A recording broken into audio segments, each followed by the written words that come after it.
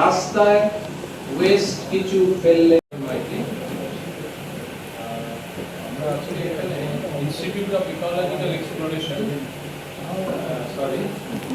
International society of waste management air and water গভর্নমেন্টকে বলছি যে যে হাউসিং সোসাইটি গুলো আছে তাদের নিজেদের ওয়েস্ট ম্যানেজমেন্ট ফ্যাসিলিটি তৈরি করতে হবে। আমাদেরকে আরেকটা জিনিস আমাদেরকে মানে প্রত্যেককে অ্যালার্ট হতে হবে। উনি যেটা ধরে নিয়েছেন একেবারে শিশু লেভেল থেকে সেই অ্যালার্টনেসটা জাগাতে হবে। উনি অলরেডি প্রায় 1 লক্ষের বেশি ছোট ছোট ছেলে মেয়েদের ছোট শিশুদের স্কুল লেভেলে কলেজ লেভেলেও উনি প্রস্তুতি নিচ্ছেন, এগিয়ে যাচ্ছেন, যাতে শিশু লেভেল থেকে করতে পারে, নিজেকে বুঝতে পারে, শিখতে পারে, জানতে পারে। 2006 আমরা যে রুলটা তৈরি করেছিলাম that must be revised immediately. প্রচুর রিভিশনের স্কোপ আছে সেই, এবং প্রত্যেকটা যে কোনো রুল 5 থেকে 10 বছর পর একবার করে রিভিজিট করতে হয় রিভিশনের জন্য। 2006 এর পরে প্রায় 20 বছর কেটে গেল, এখন পর্যন্ত রিভিশন হয়নি। আমরা গভর্নমেন্টকে রিকোয়েস্ট করছি এটাকে রিভাইজ করুন। পূর্ব কলকাতা জলাভূমি হলো আরেকটা জিনিস, আপনারা দেখবেন সচেতন হই, তাহলে আমাদের লক্ষ্যে আমরা পৌঁছতে পারবো। Thank you. এবার আপনাদের এই যেগুলো কালেক্ট হলো সেগুলো নিয়ে ধাপার মাঠে ফেলে দেওয়া হয়েছে। ধাপার মাঠের সামনে আপনারা সবাই গিয়েছেন, দেখবেন বিরাট পাহাড়ের মতো একটা স্তূপ, মাঝে মধ্যে আগুন জ্বলে, ধোঁয়া বেরোয়, অস্বাস্থ্যকর পরিবেশ, জল দূষিত হচ্ছে, এয়ার দূষিত হচ্ছে, এবং ওখানে যারা থাকে বা আমাদের মতো লোকজন যারা আমাদের আশেপাশে থাকি তাদের শরীরে ক্ষতি হচ্ছে। এটা বন্ধ করতে হবে। কিভাবে বন্ধ করব? এই যে 6000 বা 5000 টন এর আমরা প্রপোজাল দিয়েছি একটা মেজর অ্যামাউন্ট, যেটা হতে পারে নেবার জন্য, সেট করার জন্য আমরা রিকোয়েস্ট করছি গভর্নমেন্টকে। সেকেন্ডলি, থার্ড যেটা, সেটা হচ্ছে আমাদের এইখানে, আমি তো কলকাতার একটা সলিউশনের কথা বললাম যে ওয়েস্ট টু এনার্জি, কিন্তু বাকি যে 3000 টন ওয়েস্ট, এবং প্রত্যেকটা মিউনিসিপ্যালিটি, আমাদের এইখানে যে সমস্ত মিউনিসিপ্যালিটি আছে টোটাল আমাদের প্রায় 20000 টন ওয়েস্ট প্রত্যেক দিন জেনারেটেড হয়, এবং সেইগুলো আপনারা নিশ্চয়ই কেউ কেউ দেখেছেন অনেক জায়গায় আছে। সেই প্ল্যান্টের অবস্থা খুব খারাপ, প্ল্যান্টটা বন্ধ হয়ে পড়ে রয়েছে, এবং এই প্ল্যান্টের ক্যাপাসিটি অনেক বেশি। প্রত্যেকদিন 125 ঘনমিটার করে এদের এই পাম্পগুলোর প্ল্যান্টের ক্যাপাসিটি, এবং লিচের ট্রিটমেন্ট প্ল্যান্টের দৈনিক ক্ষমতা 700 ঘনমিটার হওয়া সত্ত্বেও পরিকাঠামোগত আমাদের দিক থেকে আমাদের বেশ কিছু কন্ট্রিবিউশন করতে পারবো। এবং কেন? 3টে জিনিসের জন্য: to make it speedy, to make it smart, to make it safe and secure. First of all এই তিনটে S, safety, security, speed and smart. এই তিনটের ক্ষেত্রে একদম আমি 10,000 ফিট লেভেলে বলছি না, আমি একদম 1 ইঞ্চ লেভেলে বলতে পারবো exactly, breaking it down exactly কোন ক্ষেত্রে সফটওয়্যার হার্ডওয়্যার দুটোই ইউজ করে কোথায় আপনাদের এই কাজের প্রত্যেকটি অংশে, আমি খুব মন দিয়ে শুনলাম, প্রত্যেকটি অংশে মানে যে কাজটা ধরুন আপনার এখন করতে হয়তো 5 দিন লাগবে, সেটা আমি হয়তো 5 ঘন্টা করে দিতাম। এই ধরনের ঘটনা। এই প্রস্তাবনা 4, এই 4 নম্বর প্রস্তাবনা আমরা নিজেরা গিয়ে দেখে এসেছি। বৈদ্যবাটী পৌরসভার যে ওয়েস্ট ম্যানেজমেন্ট প্ল্যানটা, সেটা খুব সুন্দর চলছে। প্রত্যেক রোড টু ডোর কালেকশন, এবং সেই কালেকশন করার পর সেটাকে প্রপার ওয়েতে সেগ্রিগেট করা, ডোরেই সেগ্রিগেট করার পর সেখান থেকে বায়োওয়েস্ট তৈরি করা, বা সেখান থেকে বিভিন্ন ধরনের কম্পোস্টিং প্ল্যান তৈরি করা, বা কম্পোস্টিং প্ল্যান আর ভার্মি কম্পোস্ট তৈরি করছে অল্প করে নিজেদের ক্ষমতা অনুযায়ী, বায়োগ্যাস প্ল্যান তৈরি করে, এবং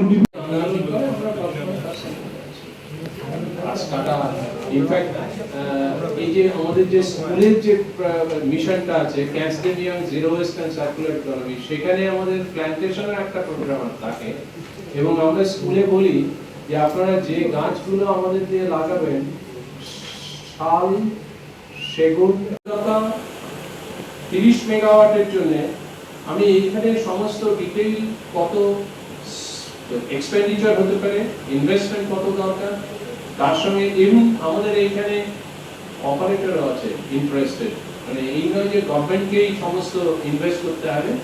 দেয়ার আর বিজনেস হাউসেস যারা এই ওয়েস্ট এনার্জি প্ল্যান্ট অপারেট করে, তারা এখানে আসতে পারে। বর্তমান যে এমএলএ কমিয়েছে। কারণ বিগত যে এমএলএ ছিল সে তো ওটাকে এসি পুকুরের জায়গা এবং জিমখানা বানিয়ে রেখেছে। ওটা জিমের জায়গা, জিম ছিল, কাজ তো কিছুই হতো না। এবং ওনার নতুন এমএলএ কোনটা? বৈদ্যবাটিকটা, হ্যাঁ বৈদ্যবাটিকটা হ্যাঁ। আমার মনে হয় সেটা ঠিক না। আমি 10 দিন আগে সেখান থেকে ঘুরে আসলাম। হ্যাঁ। ওটা জিমখানা যদি যদি প্রপার ওয়েতে সিমেন্ট ম্যানুফ্যাকচারিং ইন্ডাস্ট্রিতে পাঠাই এবং ব্যবসার জন্য কোকোপিট তৈরি করা, কোকোপিটের যে একটা ইন্ডাস্ট্রি হতে পারে, তার জন্য যদি আমরা নারকেলের খোলগুলোকে সংগ্রহ করি এবং বিভিন্ন বর্জ্য পদার্থ যেগুলোকে আমরা কালেক্ট করছি সেগুলোকে প্রপার ওয়েতে আমরা যদি বিভিন্ন কম্পোস্টিং প্ল্যান্ট এবং বায়োগ্যাস এখানে আমরা ইন্টিগ্রেটেড ওয়েস্ট ম্যানেজমেন্ট প্ল্যান, সেখানে এমআরএফ মেটেরিয়াল রিকভারি ফেসিলিটি থাকবে, যেখানে ড্রাই ওয়েস্ট গুলো কালেক্ট করে সেগুলো সমস্ত কিছু সেপারেট করে রিসাইক্লিং এর ব্যবস্থা করা হবে। ওয়েট ওয়েস্ট যেটা আছে, যেখানে ওটার কোনো আপত্তি নেই, কিন্তু সেটাকে ফাঁকি দিয়ে কালী পটকা থেকে চকলেট বোম বিভিন্ন ডেসিবেল মাত্রা ছাড়িয়ে যাচ্ছে, পরিবেশ দূষণ হচ্ছে। এই ব্যাপারে আপনারা কোনো পদক্ষেপ নিচ্ছেন কি? না, ওটা আমাদের এরিয়া নয়, কাজের এরিয়া নয়, কিন্তু আমি বলবো, কারণ শব্দ দূষণ ফার্স্ট যেটা দরকার সেটা হচ্ছে অ্যাওয়ারনেস। এই অ্যাওয়ারনেস বিভিন্ন মাধ্যম দিয়ে অ্যাওয়ারনেস জেনারেট করাতে হবে। এবং সাধারণ লোককে আপনি যদি জিজ্ঞেস করেন যে এই যে বোমাটা ফাটলো এর ডেসিবেল কত বা আপনার কি ক্ষতি হচ্ছে, সাধারণ মানুষের কোনো ধারণাই নেই। সুতরাং অ্যাওয়ারনেস যেটা, সেটা ডেসিবেল এত এবং এই তা নয়, অ্যাওয়ারনেসটা দিতে হবে হচ্ছিল আপনার এটা থেকে এই ক্ষতি হচ্ছে। যেমন আমরা মাইক্রোপ্লাস্টিকে আজকাল সমস্ত জায়গায় যে কোনো অ্যাওয়ারনেস, ইভেন স্কুল কলেজের ছেলে মেয়েকে, আমি যে বক্তব্যটা রাখলাম যে মাছ খাওয়ার পর সেই মাছ আবার মাইক্রোপ্লাস্টিক আপনার পেটে আসছে, তো আপনার পেটে প্লাস্টিক জমছে, হোয়াট উইল ডু?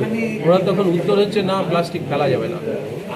সো এই সিমেন্ট প্ল্যান্ট বা ওয়েস্ট টু এনার্জি প্ল্যান্ট যেটা আমি বলছিলাম, এদের দুজনকে আমরা জায়েন্ট ফর কিলিং ওয়েস্ট বলি। যে কোনো ওয়েস্ট এরা খেয়ে ফেলতে পারে। আমাদের রাজ্যে এখন পর্যন্ত এই প্লাস্টিক সিমেন্ট প্ল্যান্টে বা ওয়েস্ট টু এনার্জি প্ল্যান্টে পাঠানোর কোনো উদ্যোগ এখন পর্যন্ত নেওয়া হয়নি। আমি আমাদের এই নতুন সরকারকে রিকোয়েস্ট করব যে এর কালেকশন করে, প্লাস্টিকের কালেকশন একটা নো ডাউট খুব ইম্পর্টেন্ট জিনিস, কালেকশন করে সেইগুলো বিভিন্ন প্ল্যান্টে পাঠানো হোক যাতে রিসাইকেল করা যায়, সেখান থেকে বিজনেস করা যায়।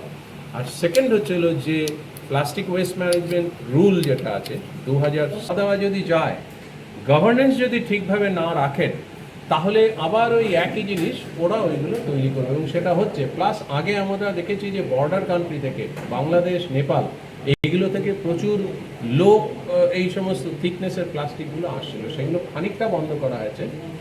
ভালো কথা যেটা, সেটা হচ্ছে এখন যে কোনো একটা মলে যদি যান বা একটু বড় দোকানে যদি যান, আপনি দেখবেন কাগজের ব্যাগ এবং জুটের ব্যাগ ইন্ট্রোডিউসড হয়েছে। প্লাস্টিকের ব্যাগ যদি কিনতে হয় তাহলে আপনাকে পয়সা দিয়ে কিনতে হয়। খানিকটা পার্সেন্টেজের অ্যাওয়ারনেস বেড়েছে, কিন্তু গভর্নমেন্টের সদিচ্ছা দরকার। এবং আমি রিকোয়েস্ট করব, নতুন যে গভর্নমেন্ট এসছে, কি জানতে চান দাদা অত সামনে ধরেন না, একটু পিছনে না। কি জানতে চান দাদা অত সামনে ধরেন না, একটু পিছনে না। একটা রুল আছে প্লাস্টিক ওয়েস্ট ম্যানেজমেন্ট রুল 2016, এবং তারপর সেটা অনেকবার অ্যামেন্ডেড হয়েছে। প্লাস্টিকের সঙ্গে যেটা আরেকটা এসছে ইপিআর, এক্সটেন্ডেড প্রডিউসার রেসপন্সিবিলিটি। আমাদের এখানে প্লাস্টিকের অল্টারনেটিভ জুট সারা ভারতবর্ষে, এখন আপনারা যদি কোনো কনফারেন্সে যান, এখন দেখবেন প্লাস্টিকের ব্যাগ আর দেওয়া হয় না, জুটের ব্যাগ দেওয়া হচ্ছে। অ্যাওয়ারনেস জেনারেশনটা বিভিন্নভাবে করার চেষ্টা হচ্ছে, সেটা বিভিন্ন চ্যানেলে। 120 মাইক্রনের নিচে প্লাস্টিক ইউজ করা যাবে না, ম্যানুফ্যাকচার করা যাবে না, সেটা কোনোভাবেই কোনো ম্যাক্সিমাম সরকার, অন্তত আমাদের এখানে এখন পর্যন্ত বন্ধ করতে পারেনি। আপনারা যে কোনো বাজারে যখন 15 মাইক্রনের প্লাস্টিক ব্যাগ আপনাকে দিয়ে দিচ্ছে, এবং আমরা খদ্দের হিসেবেও সেগুলো নিয়ে আসছি। নিয়ে আসার পর বাড়িতে যখন ওটা ফুল বা মাছ বা অন্যান্য কিছু নিয়ে নিলাম, তারপর সেই প্লাস্টিকটা আমরা টালিজ নালা, আমাদের খুব সুন্দর ডাম্পিং প্লট আছে, সেইখানে ফেলে দিচ্ছি, অথবা রাস্তাঘাটে ফেলে দিচ্ছি। ড্রেনে যাচ্ছে, নদীতে যাচ্ছে, সমুদ্রে যাচ্ছে, এবং তারপর মাইক্রোপ্লাস্টিক তৈরি হচ্ছে। মাইক্রোপ্লাস্টিকগুলো মাছ খাচ্ছে, মাছ খাবার পর সেই মাছগুলো আবার আমরা খাচ্ছি। আলটিমেটলি সেই মাইক্রোপ্লাস্টিক আমাদের পেটে চলে আসছে এই মাছের খাবার থেকে, মাছ আমরা খাচ্ছি। সুতরাং আমরা যে প্লাস্টিকগুলো ফেলে দিচ্ছি সেই প্লাস্টিক আমাদের কাছেই আবার ফিরে আসছে, আমাদের ক্ষতি করছে। গভর্নমেন্টকে অনেক